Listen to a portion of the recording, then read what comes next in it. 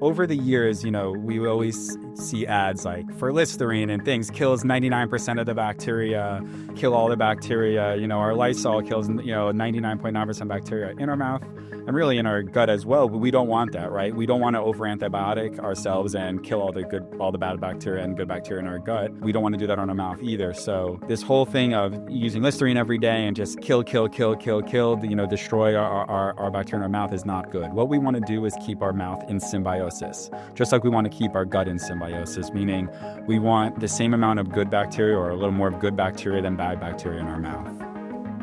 We want to breathe through our nose. Why? When we breathe through our nose, one is we're filtering out the bad bacteria, we're filtering out the fungi, the protozoa, because in our nose we have cilia. We breathe through our mouth, all the bad bacteria comes in. So when we breathe through our nose, we activate our parasympathetic nervous system, our rest and digest. It calms us, it decreases our blood pressure, it oxygenates our lungs and everything much better. When we breathe through our mouth, all that bad bacteria stuff's coming in, it's not filtered. It creates a very bad pH balance in our mouth, meaning it creates an acidic environment. Dr. Jared, welcome to the show, man. It's great to have you. It's great to be here. Thank you so much for having me on. Yeah, my pleasure. So before we dig into a lot of the exciting science around, sleep apnea and a few other, topics in the realm of our oral microbiome and sleep quality and breathing. Before we dive in, I want to hear a little bit about why you do what you do and what brought you here. Well, I've been practicing dentistry for 15 years now. I went to dental school at NYU. Just like everyone else, my first 12 years or so basically was, traditionally dentistry in a sense. I did a lot of cosmetic work. I do surgery and traditional general dentistry. And then in the last 2-3 years, I started really understanding dentistry from a different way, from a whole body approach, and started getting in studying the oral microbiome and how it relates to the rest of your body. And then that took me into studying the airway. And really that's kind of taken a lot of my focus and passion basically in helping people helping kids and adults basically treat them, with sleep and airway issues and with jaw development and growth issues, which are all related. And, our mouth, our airway, our posture, our neck, everything's intertwined. Our mouth isn't separate from our body, but it's all connected. Sweet. And I have a question for you. I want to ask this early on behalf of my mother. As I was just saying, there's a hierarchy of scientific evidence, and mom's advice is beyond systematic reviews.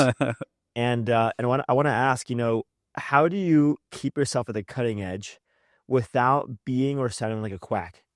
And I think we can extrapolate this to other fields, by the way, not just dentistry. But as a scientist, how do you find that delicate balance? So I think that what I like to call, functional dentistry, 10 years ago, people would probably definitely say you're a quack. I think that in general, wellness, overall health in every aspect of medicine and nutrition has become pretty mainstream. And I think practicing dentistry, what functional dentistry is basically practicing it from an overall health perspective, where our mouth isn't separate from the rest of our body. So everything that goes on in our mouth, our microbiome in our mouth, our airway, it's related to the rest of our body. And I think that now it's not really taught that way in schools, which is why maybe a lot of doctors don't, practice that way. But I think eventually it will be. I know now there's a school specifically for dentists to teach them how to practice dentistry from a functional perspective. Just like in medicine. I mean, most of the doctors you work with now, I'm sure, are getting into more the functional medicine kind of, way of practicing versus, traditionally. And, I think dentistry, it's the same. I think that now people really do understand that the airway is in the mouth, and your oral microbiome, the bacteria in your mouth, is related to your gut. And so I don't think that people think we're quacks when I mention it anymore. If anything, I get more, more positive, feedback than that's not right, or that's, you're just trying to sell me.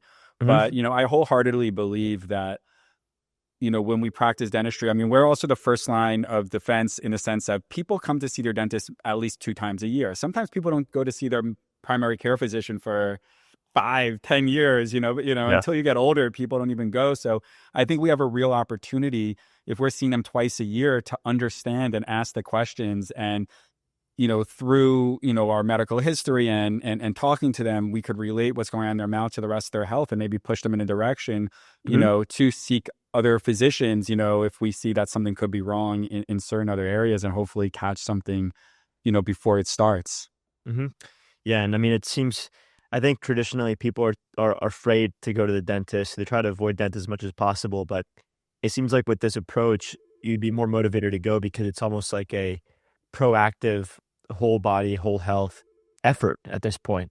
I definitely think so. I think that people appreciate, really having someone that asks them these questions. I mean, I have patients who come to see me for sleep all the time, and I've been to dentists and they've never asked me that, I mean, or, why, they never ask the why. Oh, you're grinding. Here's a night guard. Why are you grinding? Why do you have TMJ issues? Why are you snoring? And whether it's in kids or adults, I mean, I treat kids for sleep issues as well. And I have many pediatricians I've talked to, who just don't understand that these symptoms in kids are related to airway. And more than even adults, when I relate these kids' symptoms and make these parents understand that it is related to airway and it is treatable and it's easily treatable. I mean, sometimes we just get parents who are just so happy that they're crying because they've went to so many different physicians or people to help, and no one was just understanding why they have these issues. And so I think it's rewarding being able to treat people and kids and adults for issues in a way that even though a lot of dentists do treat it that way, it's still not commonplace. Right. And when you were in school, obviously, I mean, they weren't teaching this in school, right? This functional approach. I learned nothing about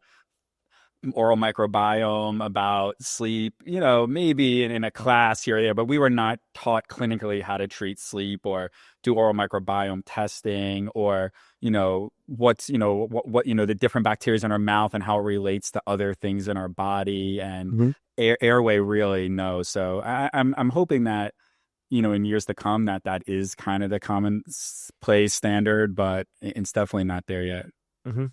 Yeah, I think one of the first times that I learned to appreciate the functional approach to dentistry and the influence that the gut microbiome has, the oral microbiome has on our whole body well-being was on a podcast with Dr. Nathan Bryan, who's a world-leading expert in nitric oxide. So here on his website, just for those who don't know him, he was the first to describe nitrite and nitrate as indispensable nutrients required for optimal cardiovascular health, the first to demonstrate and discover an endocrine function of nitric oxide via the formation of S-nitrosoglutathione and inorganic nitrite. Anyway, we did a podcast, and among the things that we covered, one fascinating topic was how we produce nitric oxide. It starts with the production of nitric oxide starts in the mouth, and how ideally in the nose. Yeah, and how there's bacteria in the mouth that play a very meaningful role in regulating blood pressure, for example. I mean, that blew my mind. And then he covered, a few themes along the lines of, the influence that fluoride can have on like a microbiome. Oh my God, I keep saying gut microbiome supports the oral microbiome and blood pressure, and really just blew my mind. So I would love to maybe start by diving into the oral microbiome. What is it? Is there any way to measure it? Is there any way to, any kind of litmus test that someone can do at home to figure out whether they have a healthy oral microbiome? Any other remarks that you feel our listeners need to know? Okay, so that's a lot. So let's dive in little by little. But yes, the oral microbiome is the second largest microbiome in our body, the first being the gut, obviously. There's 7, 8, now people say up to 900 different species of bacteria in our mouth, in our oral microbiome. So, being the second largest, it plays a big role in our body. So we have in our mouth, we have good bacteria and bad bacteria. We want, over the years, we always see ads like for Listerine and things kills 99% of the bacteria, let's kill all the bacteria, our Lysol kills, 99.9% bacteria in our mouth. and really in our gut as well. But we don't want that, right? We don't want to over antibiotic ourselves and kill all the bad bacteria and good bacteria in our gut. We don't want to do that on our mouth either. So this whole thing of using Listerine every day and just kill, destroy our bacteria in our mouth is not good. What we want to do is keep our mouth in symbiosis, just like we want to keep our gut in symbiosis, meaning we want the same amount of good bacteria or a little more of good bacteria than bad bacteria in our mouth. And that happens in different ways. We want to make sure that, that we're not, one is overly, killing all the bacteria. So like I don't recommend ever constantly using antimicrobial mouth rinses, toothpaste, things like that on a daily basis. Now, if you have an acute infection in your mouth, you have gum disease, bleeding, we would like to use those antimicrobials to get it under control, but then not really in perpetuity. There are great toothpaste and rinses that are more help create symbiosis in our mouth that don't have strong antimicrobial properties.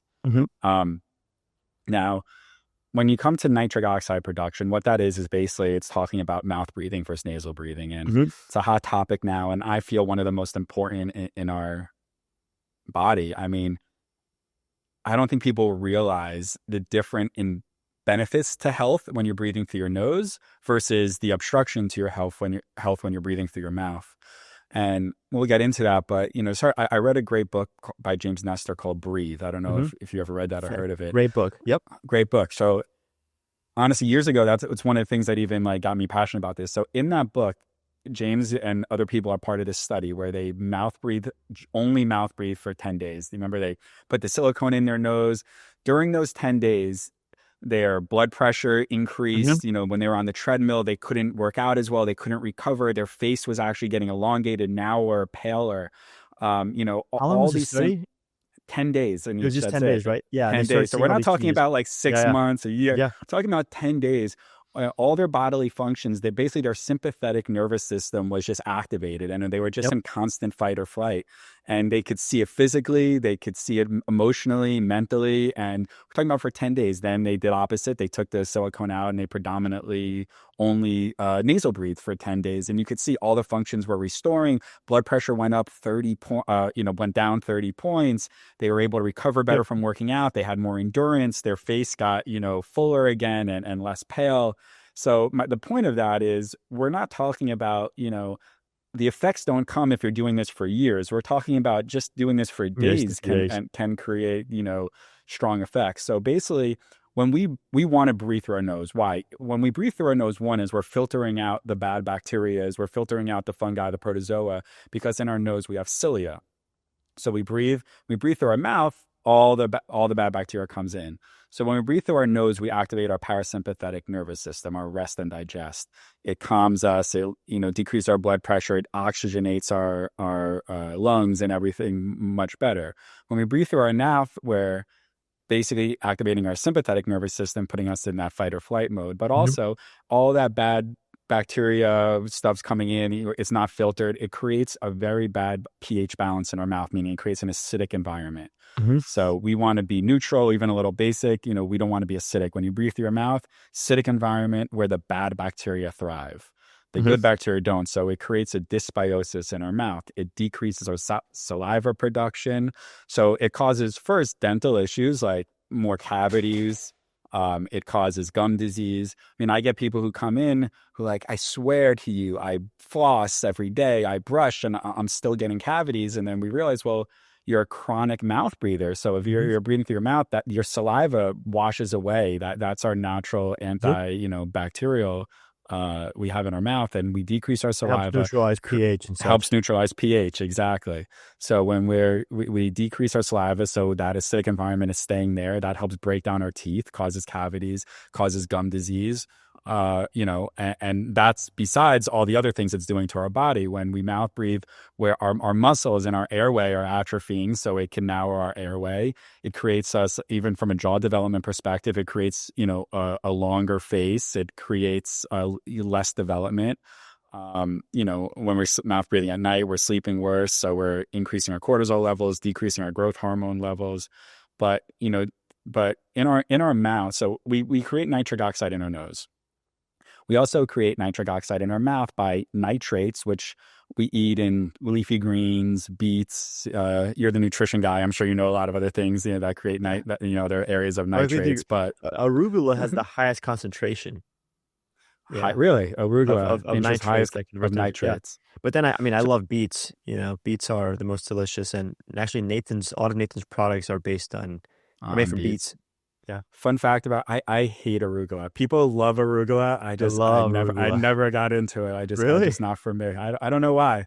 I have I do like beets a lot, but just not arugula. I have a little, I don't mean to interrupt, but I just want to. Yeah. I love arugula. I'm a huge fan of arugula, and one way that I made it more enjoyable for myself and a lot of my friends, clients, is you get the arugula. You wash your hands, you sprinkle some lemon and some extra virgin olive oil, and then you massage the arugula. So you kind of break it down a little bit, and it gives it like this wet texture that makes it much easier to eat and way more delicious. Interesting. I'll have to try that. Kind of like Yeah. kale. You massage it Yeah, to exactly. make a better Yeah, pretty much. texture. You break down I'll some of the cell wall, and it's easier to digest. And I think try it's it out. tasty. I'll get back to you, tell you if it works for me. Sweet. So you were saying, so basically, we're nitrates. So we create nitrates in our mouth. We could get them by taking prebiotics, which are but like we talked about the different areas of nutrition we can get. Those break down on our tongue, on the dorsum of our tongue, to nitrites, which then travel into our gut, into our tissue linings, and it converts into nitric oxide.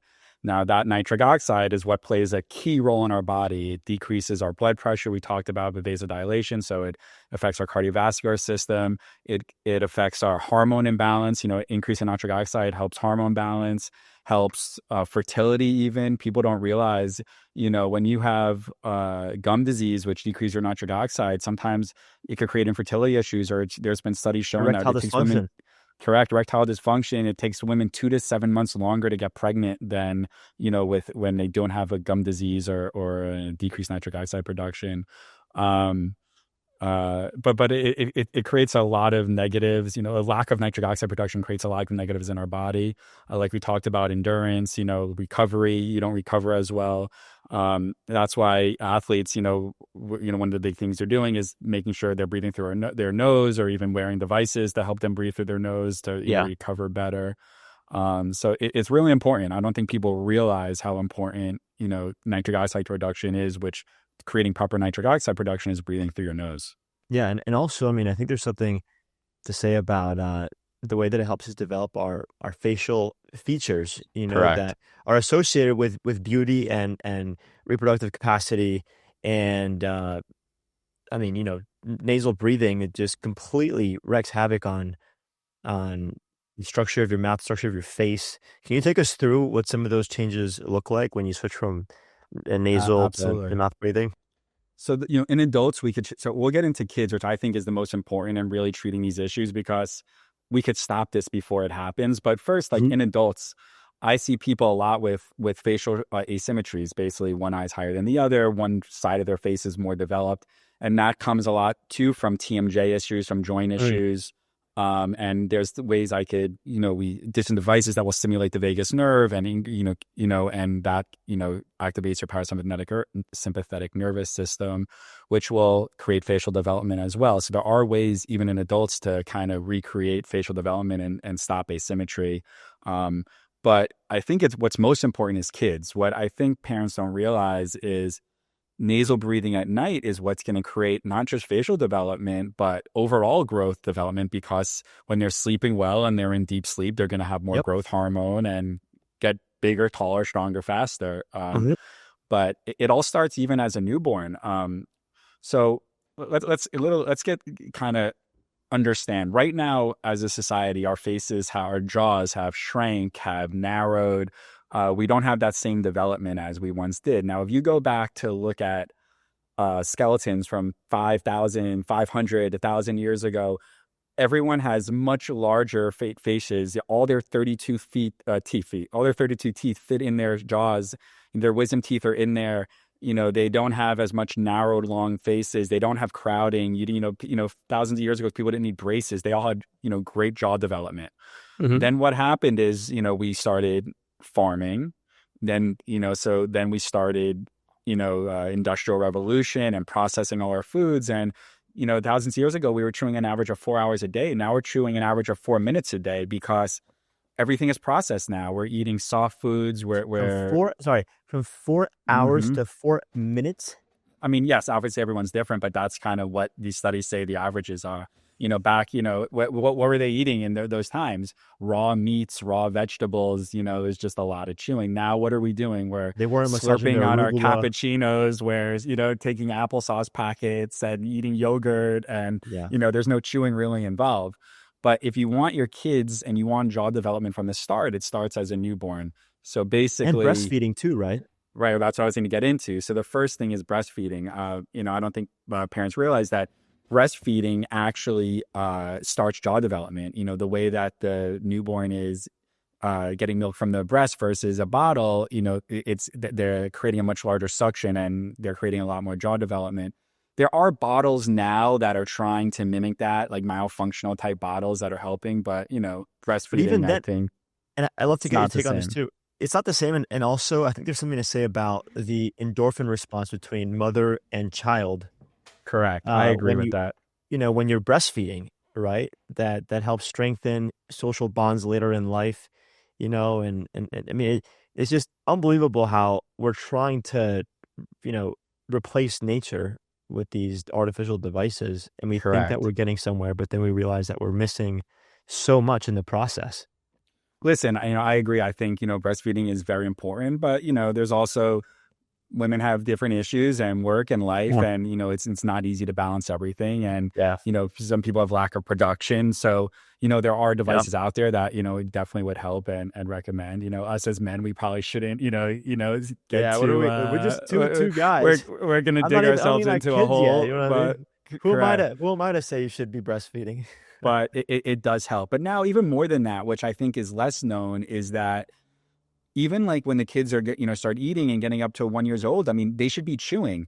They could chew on meats and so forth. There's these little things we would put fruit in that have little holes in them to they get sucked the fruit. You could put meat in them and let them chew on it, but they should still be chewing. We want to make sure it's not all just soft processed, purees, because that chewing is what's going to create jaw development. And the more that, between breastfeeding and the more the kids are chewing at that age, they will get better jaw development. So, that's definitely something. There's also myofunctional devices that the kids could use at that young age, 0 to 1, and so forth, to chew, a lot, which will also help with the jaw development. But it's very important. And I don't think that's taught to newborn mothers. I don't think doctors are talking about that. They're talking about breastfeeding from a nutrition standpoint, but I don't think anyone's talking about it from a jaw development standpoint. Wow. And then, then the second part is making sure our kids are nasal breathing. Yeah. One thing that really got me when I was really, when I started treating sleep in adults, and then I realized, with kids, is we could actually stop these issues instead of them happening. So many adults, now from 30 to, and above have so many sleep issues because this just wasn't a thing back then. Yeah. So if we could, kind of stop it now, we won't have this crazy amount of sleep apnea and obstructive breathing issues like we do now. But in kids, I read a study that said that 60 to 70% of kids diagnosed with ADHD on some medicine, Adderall, Ritalin, whatever it is, actually have a sleep issue. It's not, the reason they can't focus is because maybe they're sleeping 10 hours, but they're not getting good restorative, productive sleep because they're mouth breathing at night. They're not nasal breathing. So they're in a constant sympathetic state. They're depleted of hormones, neurotransmitters. They don't have higher, they have lower baseline dopamine levels. So correct. Now they're more likely to be inattentive, have trouble focusing. Right. Maybe have some kind of mood disorder as well. Yeah. And, they go to school, the teachers say, oh, they can't concentrate. And the pediatrician says, you're right. And they put them on medicine. And I'm very against that. It makes the problem worse, and it's just a cycle. And all it is we need to treat, why they're not sleeping well, and that basically comes down to one is getting them to breathe through their nose at night. How do we do that? There's devices we put in their mouth, like they're monoblock devices, combination of myofunctional therapy, basically, which is physical therapy for the tongue. It's facial and tongue exercises that a myofunctional therapist helps the kids with, that they they use to get their tongue sitting on the roof of their mouth, because our tongue is our natural expander. Our tongue, when the kids have their tongue on the roof of their mouth, one is they're going to breathe through their nose at night, because if you put your tongue on the roof of your mouth, you can't open your mouth. It forces you to breathe through your nose. And two, our tongue actually is what expands our jaws. Our tongue sitting there is our natural expander, and that's what's going to create, outward growth and better facial development in our kids. Oh, there's a lot of symptoms I explain to pediatricians for kids, bedwetting, sweating at night terrors, kids waking up at night, people, a lot of parents, they'll grow out of it, grinding their teeth. Most pediatric dentists we're saying, oh, they grind at 2 years old, 3 years old, they'll grow out of it. But no, what that grinding is, along with those other symptoms, is airway issues. I've had kids and read studies on kids, and that all these symptoms, once you start putting them into a way where they're breathing through their nose, whether it's with devices or mouth tape or a combination with everything of mouthfunctional therapy, those symptoms go away within months. And you could change kids' lives. I've had patients where we put them, we got them breathing through their nose, and even at 8 years old, and they're still bedwetting, and all of a sudden, months later, they're not bedwetting anymore. They wake up, they're less tired. But all those symptoms are red flags for mouth breathing and for sleep issues and airway issues. Wow. I have a disgusting question for you. Let's do it. I'll provide some context. All right. I think nowadays most people can agree that the gut microbiome is very highly correlated with our overall health and well-being. We know that gut health, and specifically gut microbiome diversity is very relevant for our well-being. And it's one of the reasons why we have now like fecal transplants, where we take someone else's poop and we put it in, your body, and now it helps promote that diversity in gut flora, introduce new healthy bacteria, and it's a very promising procedure for a lot of people. Is there such thing as a oral transplant? Is there, would kissing be considered an oral transplant? Well, one is, it's actually interesting. I actually read something not too long ago about, it's a book I was reading about doctors in London and doing the fecal transplants and how it really helps and works. I was kind of amazed by that. But there's not a transplant that I know of. But when you say kissing is a transplant. I don't think we realize if we have periodontal disease, or if we have bacteria in our mouth and we're kissing our partner or whoever, it is absolutely transmissible. If we have gum disease and bleeding gums, we could definitely transmit that through kissing. So the bad stuff for sure, but does any of the good stuff carry over? All the bacteria could be transmissible, but usually when the bad stuff is a little stronger and kind of takes over more. But I haven't read anything where if you have a very symbiotic, microbiome, and then you kiss somebody, you're going to make their microbiome in great symbiosis. I haven't read a study or saw anything that could happen. I don't think, we can't find like one person who's like the best microbiome and everyone kisses them and gets better. I don't think so. But yes, it's definitely transmissible, the bacteria in your mouth to somebody else. Wow. I wonder if maybe in the future we'll see any research on that. I don't want to promote, kissing too many people. Right. But I wonder what kind of influence there is for the good bacteria. To promote good bacteria is basically we could take probiotic, so what we didn't touch on is, can we test the oral microbiome? And absolutely. I use a test in my office, which I believe is the most comprehensive. It's by a company called Preschel. It's shotgun metagenomics, so it tests for the bacteria, the protozoa, for fungi, for everything. It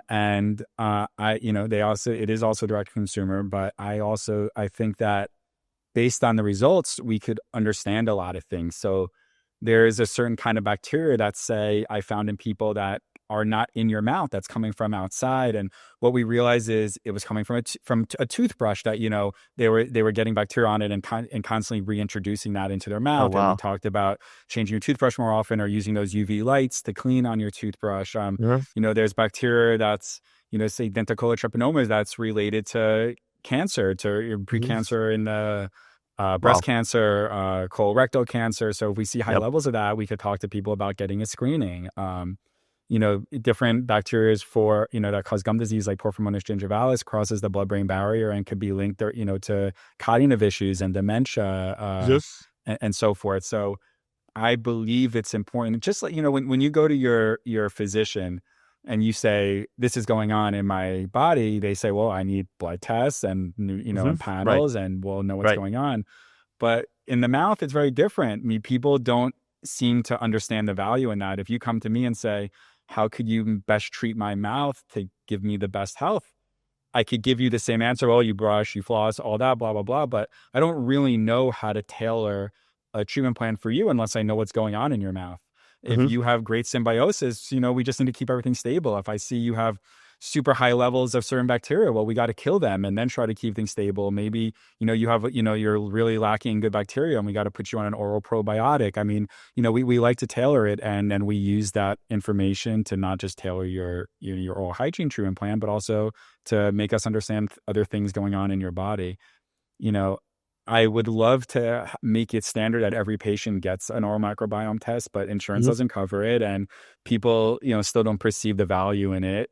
But that's hopefully the goal. But we do offer it and we do give it to patients, and I think there's a huge benefit in doing that, and not just doing it one time. I recommend every 6 months to a year, because once we do it, we want to treat and then see it, what's going on. Just like I know I had high cholesterol, trying to get it better, and then I got to Right. take another blood test to see if I did get it better, right? It's the same kind of thing. But I just feel that, and maybe it's because of how dentistry is treated. I mean, listen, we have dental insurance and we have medical insurance, right? I think Proof. it should all be the same. Dentistry has traditionally been like, it's not really medical, it's just your mouth. And that's Mm-hmm. kind of, but it's not the truth. And I think that stems from how the insurance has been, how, we were not really part, you never see a dentist as part of like a group of different physicians. It's always been more mechanical, but I would love that to change, and really people understand that everything that goes on in our mouth is related to the rest of our body, and we could really help you find other health related issues by really just seeing what's going on in your mouth. I mean, we talked about the gut microbiome. It's whatever you swallow, whatever bacteria is in here is flowing right down into your gut, and vice versa. And you can see that, listen, if you have, acid regurgitation, it comes up and it's ruining your teeth, right? You could Yeah. see it's directly linked, but we just don't talk about that from a microbiome or bacterial perspective, commonly. Yeah. I mean, I might get canceled for this, and I'm obviously biased, but I think nowadays as a physician, if you see whatever, call it, you know, system or organ as separate from the rest of the body, and it has to be treated in isolation, I mean, it's just a primitive approach. I Um, totally agree. yeah. I mean, I think Uh, dentistry is that organ, the mouth has always been that area that has like not been part of medicine. yeah.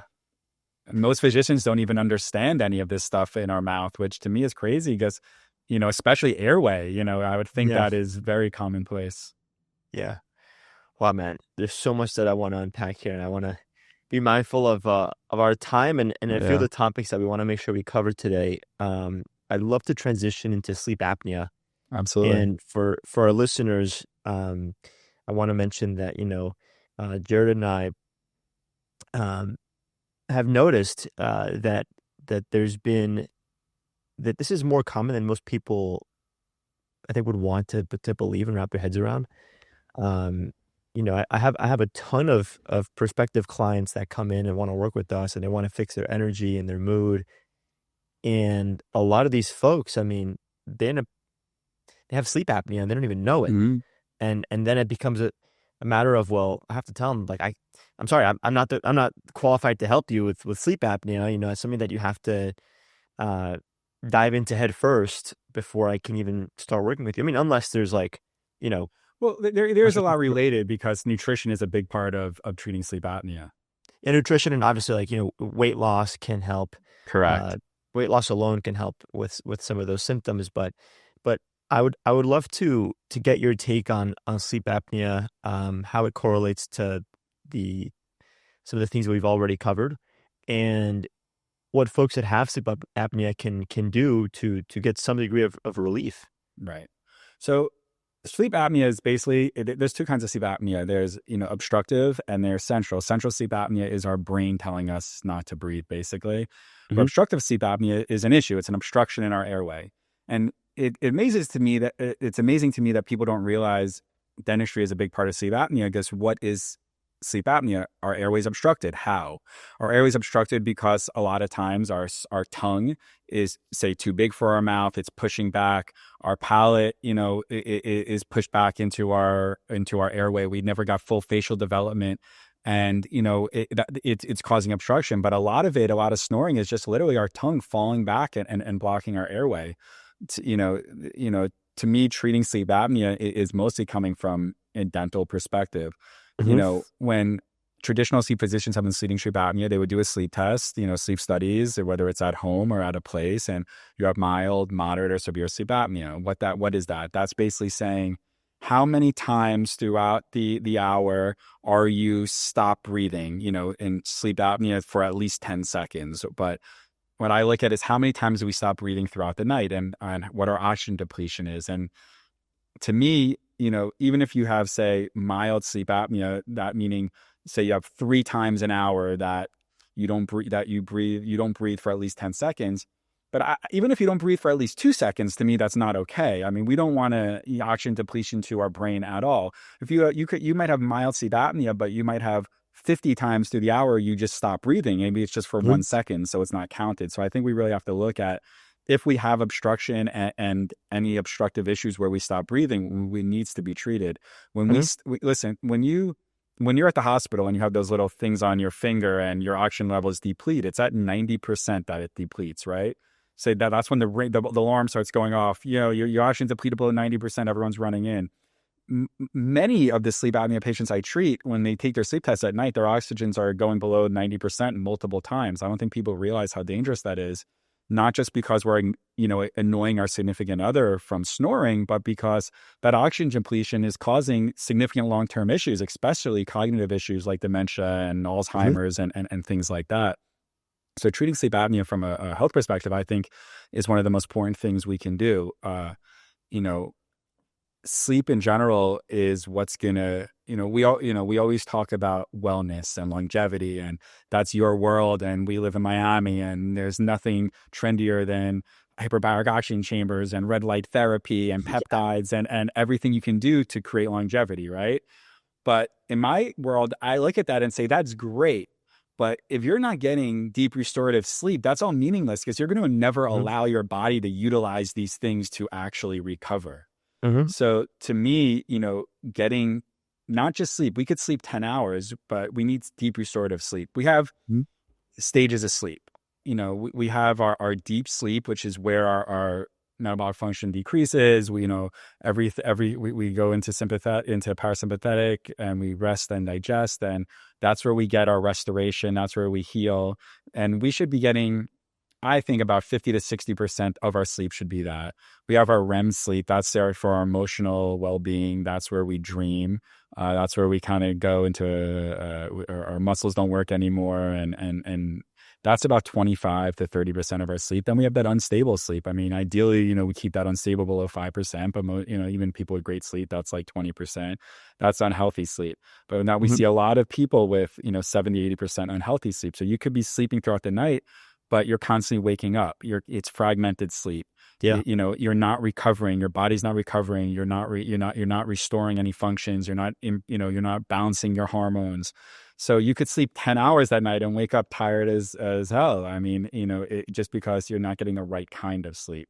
Yeah. And from an airway issue, we want to be breathing through our nose first and foremost to get that right kind of sleep. Because when we're breathing through our nose, and we're creating and getting that deep sleep, we're creating growth hormone. We're, like we talked about, getting facial development growth, and we're not getting increased cortisol levels. Because when we increase our cortisol, it's increasing inflammation, which increases inflammation throughout all our organ systems.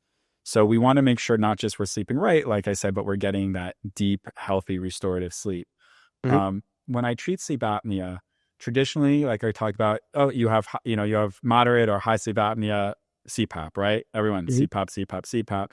And most of these sleep physicians, they're giving you a CPAP. And what is a CPAP? A CPAP is not changing anything. It's just helping you get through it. It's just pushing a bunch of oxygen down because you depleted your oxygen. So let's just push a bunch of oxygen, but we're not changing anything. And we're not asking ourselves, why do we have sleep apnea? Great. We're overcompensating our oxygen so we don't die. And I tell patients a lot of times when I'm treating their sleep apnea, let's, use a CPAP while we're getting there, but we're not changing anything. What I like to look at is, why do we have sleep apnea? And that is a skeletal issue.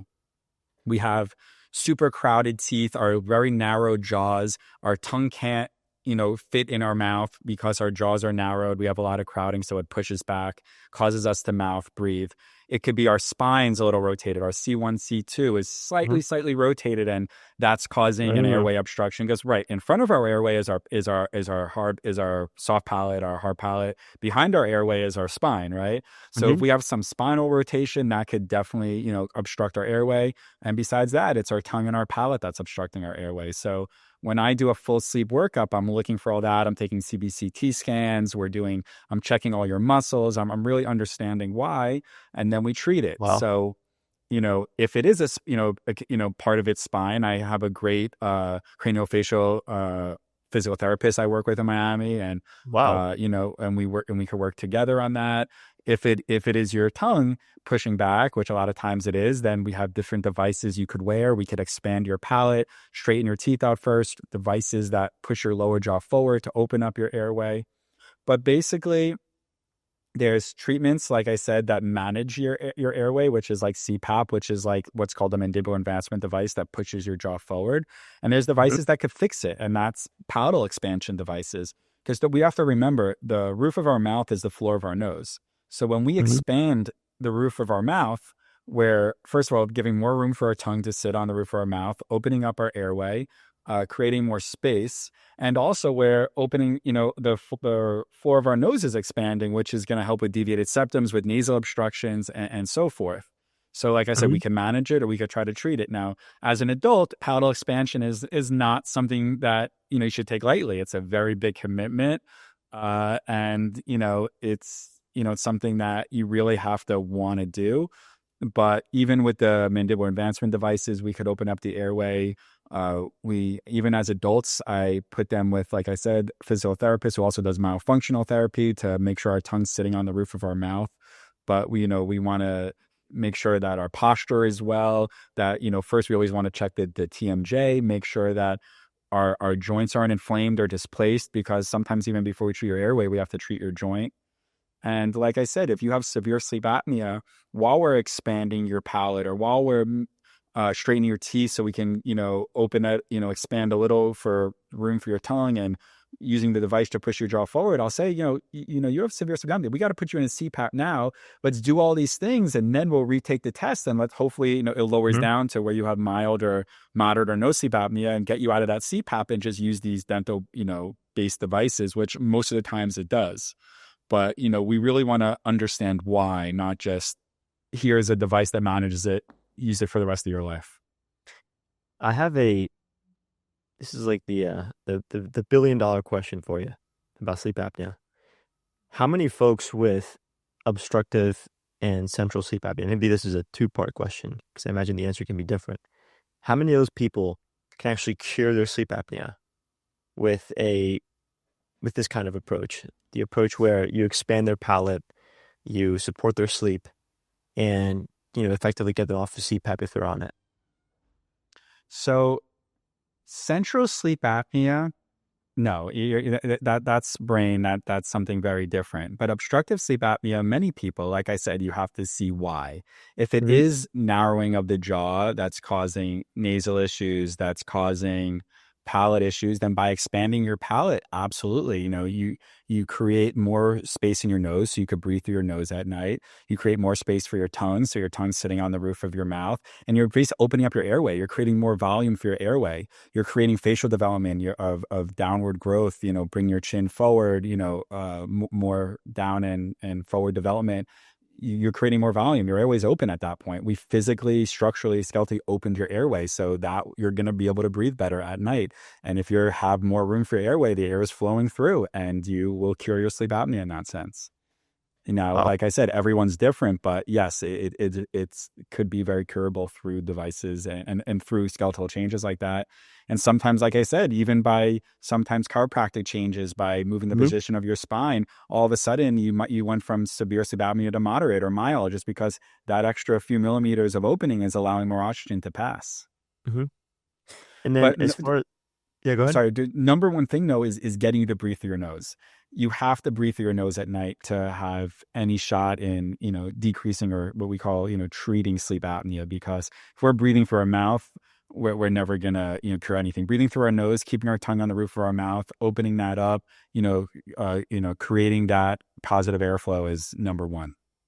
And obviously it's easier said than done, right? Like some people have, for example, a deviated septum, and it's the reason why they shift into mouth breathing.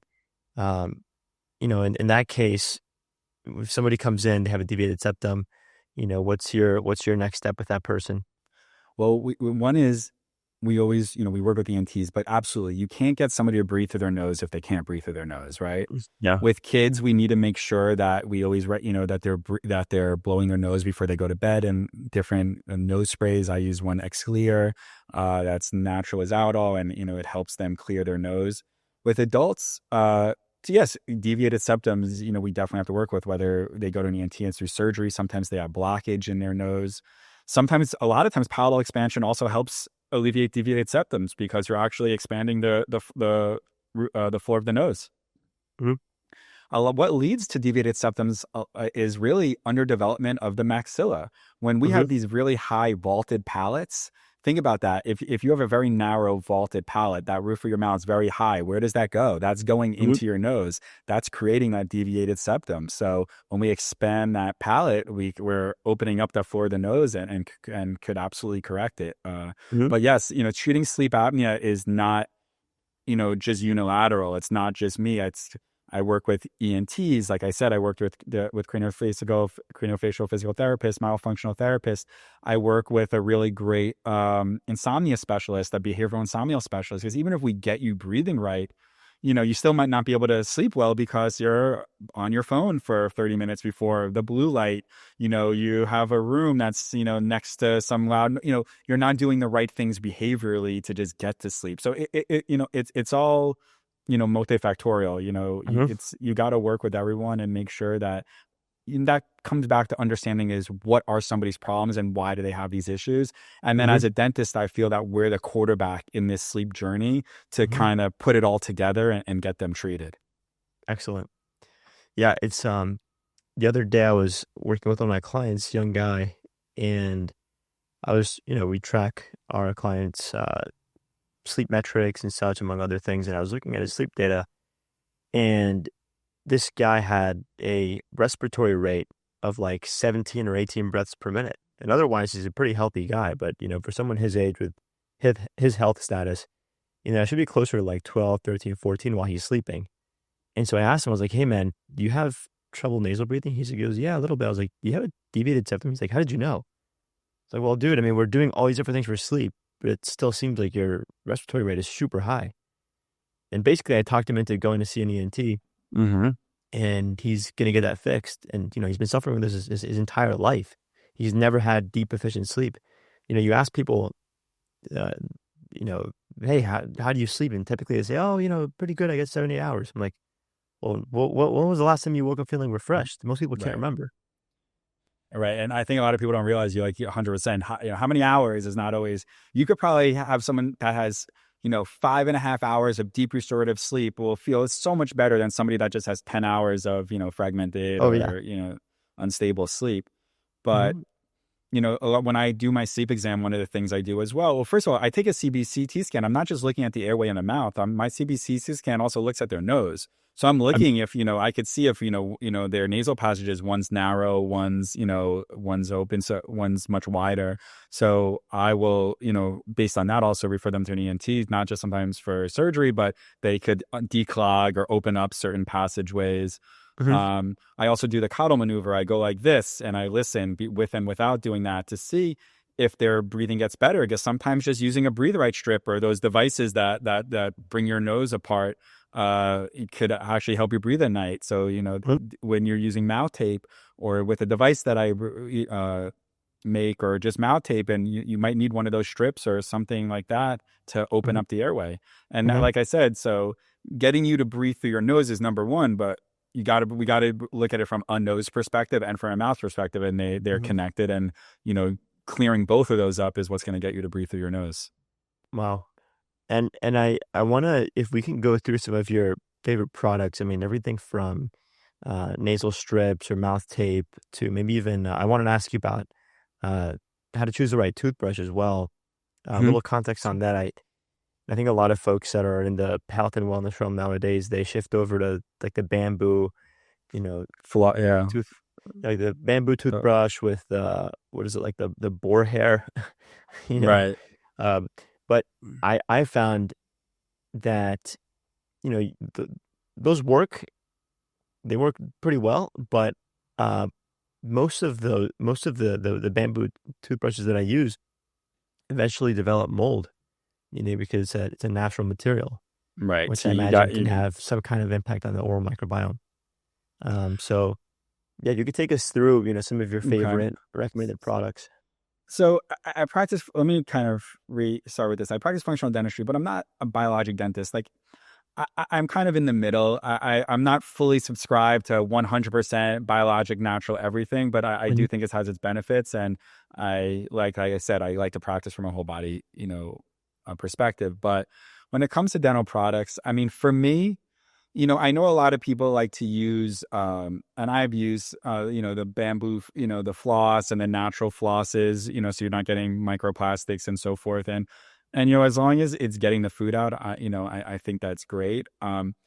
As far as a toothbrush itself, to me, you know, I still personally still, use traditional electric style toothbrushes. I like them for one reason is because if you're using a very coarse bristle toothbrush, you're gonna recede your gums if you're brushing too hard. And a lot of those natural toothbrushes are a little coarse. You do get that gum recession. You're Mhm. gonna scratch your enamel. We don't want toothbrushes that have harsh bristles. And also, with traditional toothbrushes, sometimes you tend to overcompensate by brushing too hard, which still causes gum recession and it wears away our enamel. Now, as far as the products, the toothpaste, I like to use toothpaste that are very biology that keep our microbiome in symbiosis.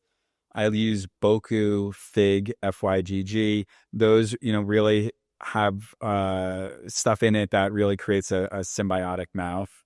Mouth rinses, Cloyce, these mouth rinses that create symbiosis. I don't like to use stuff, like I said, that is, has very strong antibacterial properties unless it's for a specific acute infection.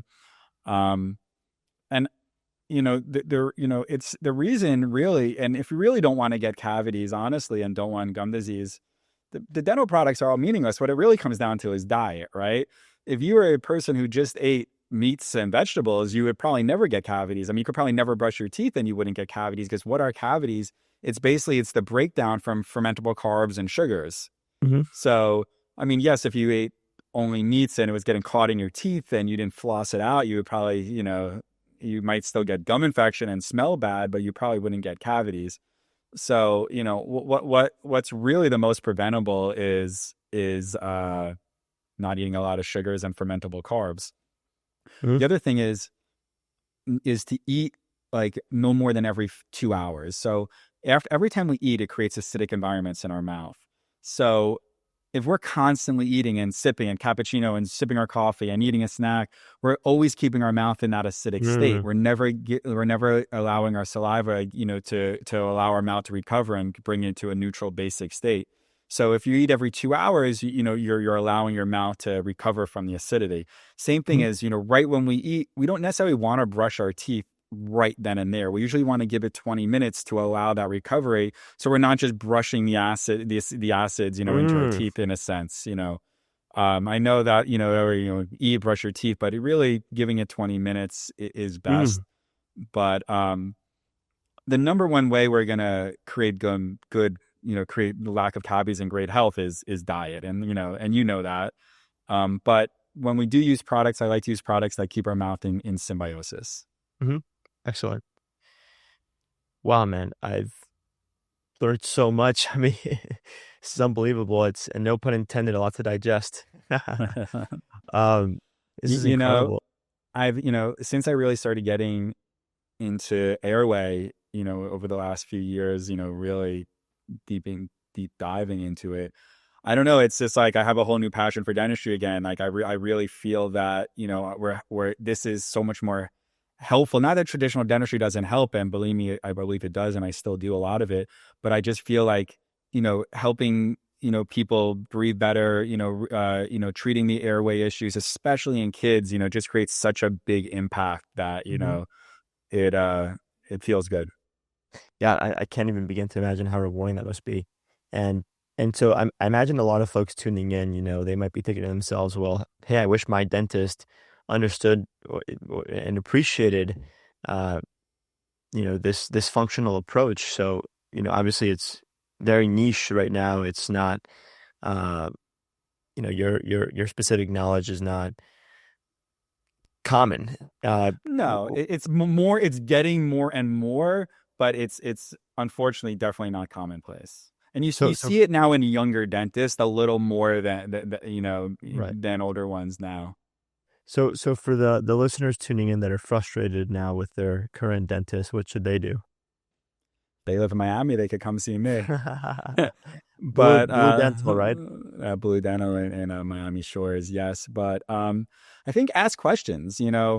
Talk to your dentist. If they don't believe in it, then Google some of those issues. Google airway dentist. In my area, or oral microbiome. Because if traditionally, if you have a dentist that's treating airway or that's testing for in oral microbiome, they're probably thinking that way.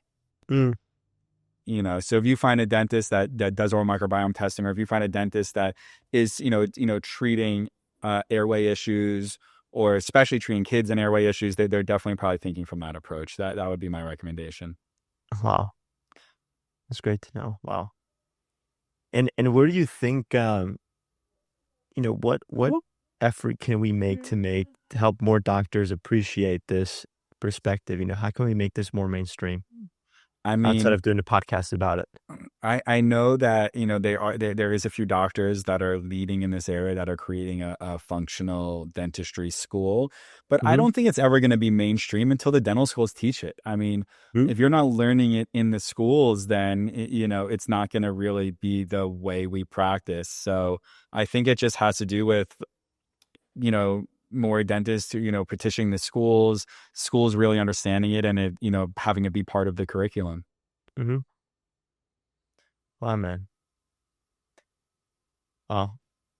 A lot to digest. I'm excited to share this episode with my mom, see what she has to say. I had a biological dentist on a couple years ago, and man, my mom wanted to come on just to debate him. And it Well, seems like that's where I'm kind of I'm probably in the middle there. Like, but yeah, biological yeah. dentists will never believe in root canals per se. Like, I believe in root canals and I think they have their place, but I also believe that we should be checking our root canals, because so like when I see a root canal, I'll do a 3D image of it, every year.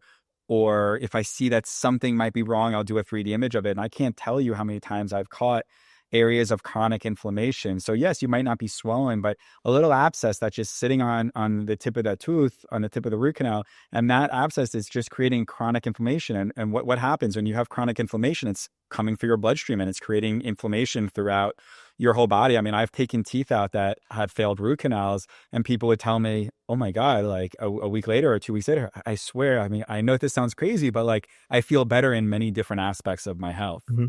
For sure. So so I'm, like I said, I'm kind of in the middle. Like I do place implants that are metal and porcelain based. I don't think it needs to be just porcelain, but I think that there's areas of it that are warranted, but also I'm not prescribed where I'm all in on it. I don't use fluoride in my practice, but I use nano-hydroxyapatite Mhm. instead. So my train of thought is fluoride bad? I could give you a ton of reasons why it is.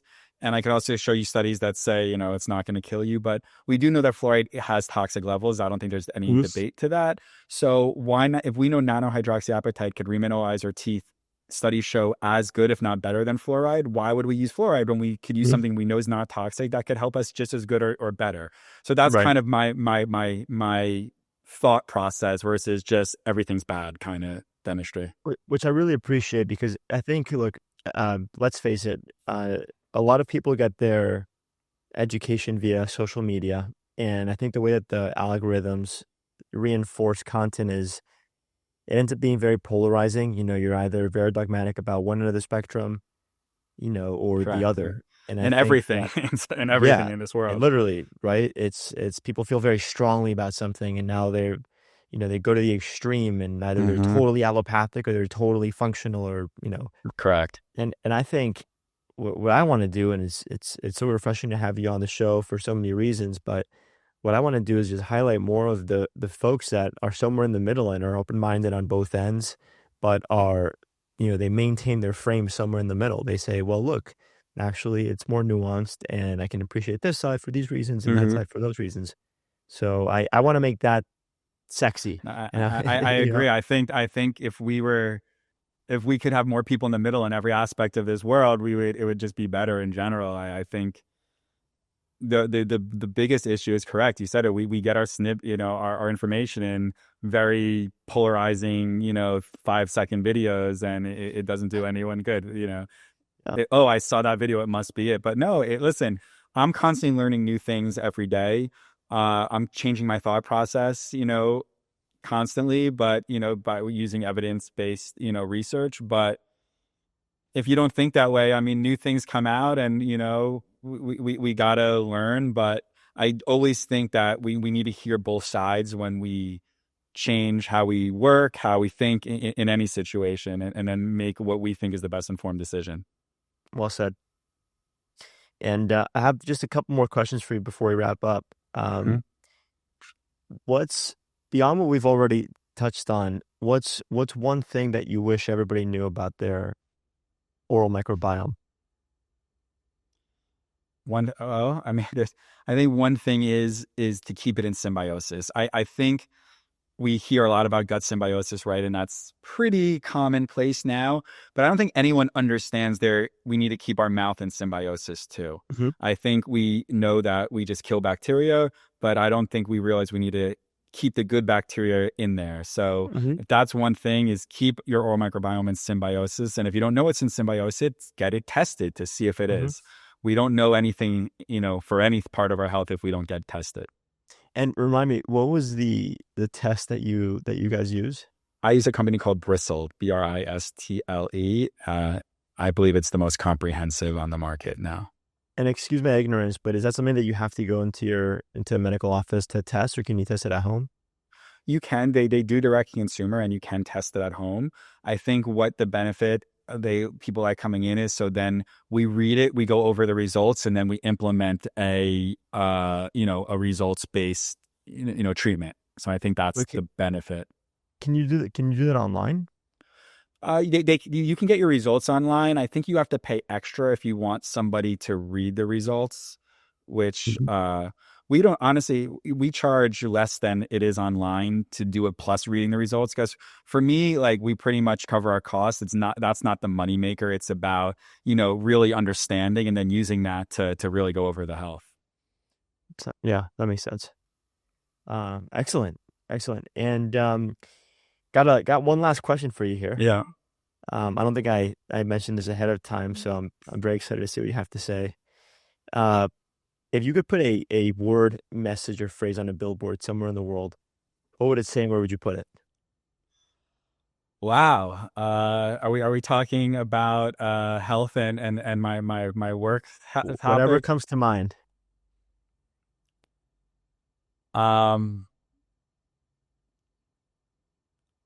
Where would I put it? I mean, I think I would, just like we talked about before, I think I would put do your own research. And one place, I think I could put that literally anywhere. Maybe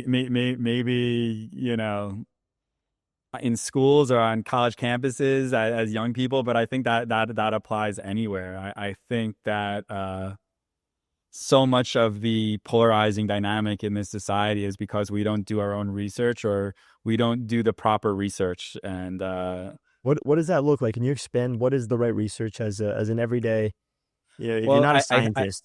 right. So I think the proper research is one, is reading long form articles, reading books or audiobooks. And if it's a polarizing topic, read a long form article that is both sides. For and For against, fluoride, yeah. I've read articles that say how bad fluoride is and why fluoride doesn't hurt you. And I make my conclusion to give an example. But I think whether it comes to, science, math, politics, just read both sides, long form text, and then, think of it, come up with a conclusion that, works for you, and, that you feel is right. Excellent. I don't think, no matter what the video is, we're going to get any good information in a 10-second video. Yeah, 100%. And there's been studies now that there was a study, I mean, I'll link to it in the show notes, but there was a study that was recently published on like TikTok users and how digesting content that's like just a few seconds long, short form, and seeing hundreds, if not thousands of videos per day has a really, adverse effect on our everything from emotional regulation to our memory, our decision making. I mean, it's unbelievable the way that impacts our brain in a negative fashion. And we're obviously our goal is to learn and be entertained, but it ends up doing us a massive disservice in the long run. Yeah. I think, unfortunately, and I use social media plenty, but yeah, I think it's, for lack of better words, screwing up our society. Yeah, for sure. Well, Jared, it's been an absolute honor and pleasure to have you on the show. No, I appreciate it with our listeners, and I also want to send you a sleep guide that my team and I made, and see what you have to say about it. Absolutely. Yeah, I'll be sending you that shortly. But thanks again for joining us, man. Thank you for having me, and I look forward to working with you. Awesome, man. Have a good one.